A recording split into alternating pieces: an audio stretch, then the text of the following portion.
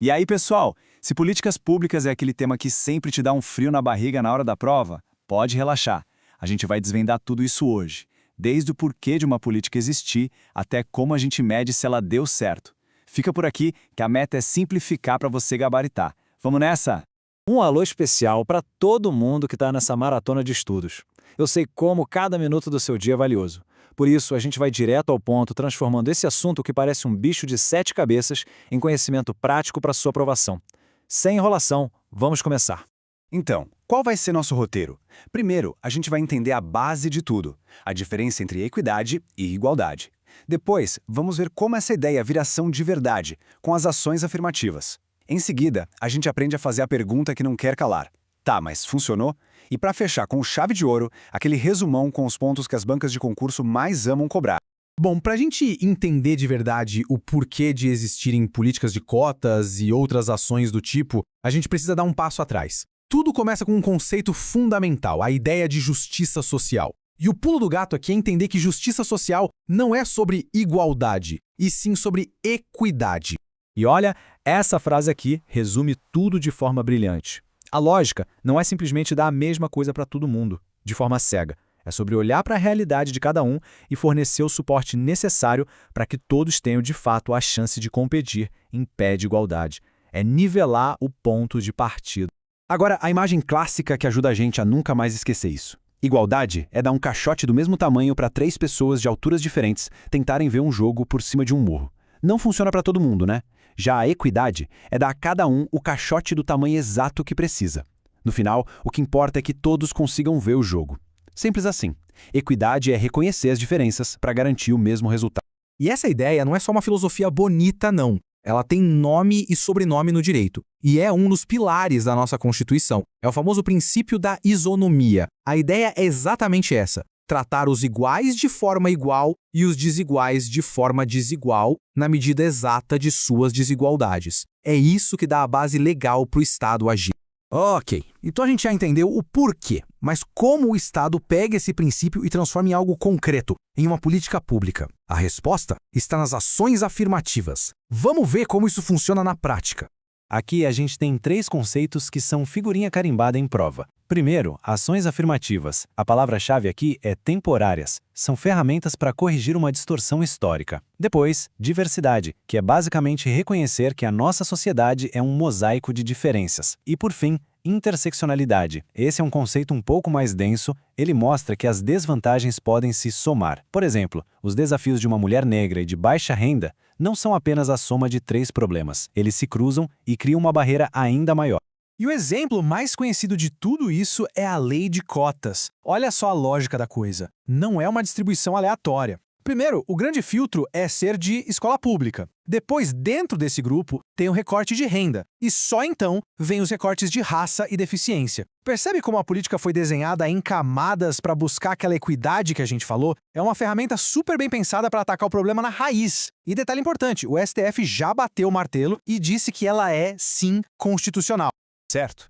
Então, a política foi planejada, discutida e implementada. Ótimo. Mas, e aí? Deu resultado? A gente atingiu o objetivo?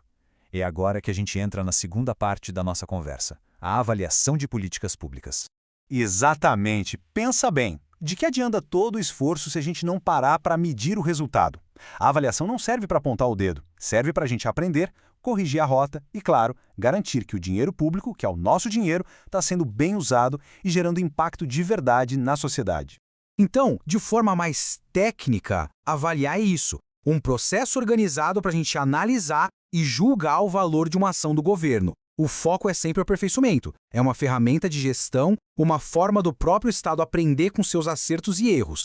E para fazer essa avaliação, não é no achismo, não. Existe uma caixa de ferramentas cheia de métodos e critérios. Vamos dar uma olhada nos principais tipos de avaliação e nas réguas que a gente usa para medir o sucesso de uma política. Uma forma bem fácil de entender é pensar no tempo.